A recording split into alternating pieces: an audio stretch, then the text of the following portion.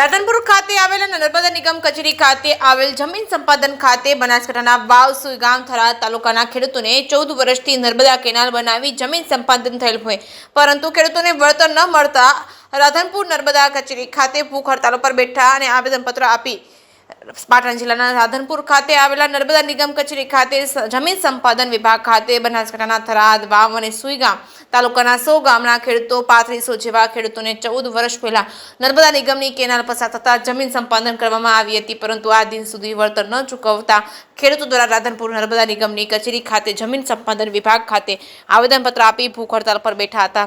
2011માં જમીન સંપાદન થયેલ હોય જે આજ દિન સુધી ખેડૂતોને વળતર ન મળતા ખેડૂતોમાં રોષ અને તાત્કાલિક ધોરણે વળતર આપવાની માંગણી સાથે ખેડૂતો આંદોલન કરી રહ્યા છે। નર્મદા નિગમના અધિકારીઓ દ્વારા ટૂંક સમયમાં વળતર આપી દેવામાં આવશે તેવું જણાવ્યું હતું।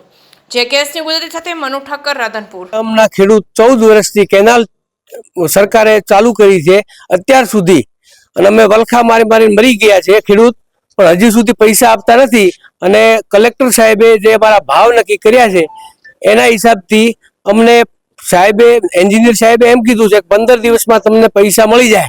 એ પૈસા મળે તો સાહેબનો આભાર, ન મળે તો અમે ભૂખ હડતાળ ઉપર ઉતરવાના છીએ।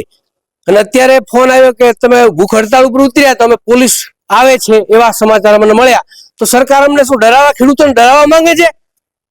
અમે ભૂખ અમે વેઠીએ, અમે ખુદે અમારા ખેતરના 2-3 ભાગ પાડ્યા છે, પાણી ઊંચું આવી ગયું છે, પ્લાસ્ટરની અંદરથી પોતું મારવાની જરૂર નથી, ઉપર પાણી આવી ગયું છે, તો સરકારનું ધ્યાન કેમ જતું નથી?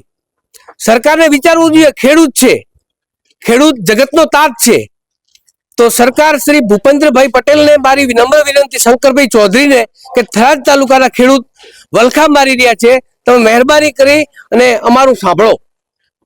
જય જવાન જય કિસાન, પહાડજી બારોટ, શેરાવ, થરાદ તાલુકા। રાધનપુર ખાતે અમે વળતર ચૂકવણા માટે કરીને આવ્યા છીએ।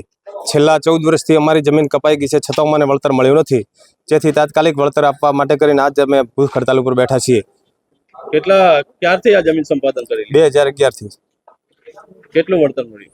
અમને વળતર તો કોઈ સામાન્ય એક તો સામાન્ય મળેલો છે। શું તમારી માંગ છે? અમારો જે વળતર કાયદેસરનું થતું હોય એ પ્રમાણે વ્યાજ સાથે જેથી બાકી છે ત્યાંથી ચૂકવણું કરી આપવું। શું નામ તમારું? સેંધાભાઈ દેસાઈ। ખેડૂતો અહીંયા અમારી ઓફિસે આવ્યા છે અને એ લોકો એવું કહી રહ્યા છે કે અમને જેટલું બને એટલું જ સ્પીડથી વળતર ચૂકવી દો।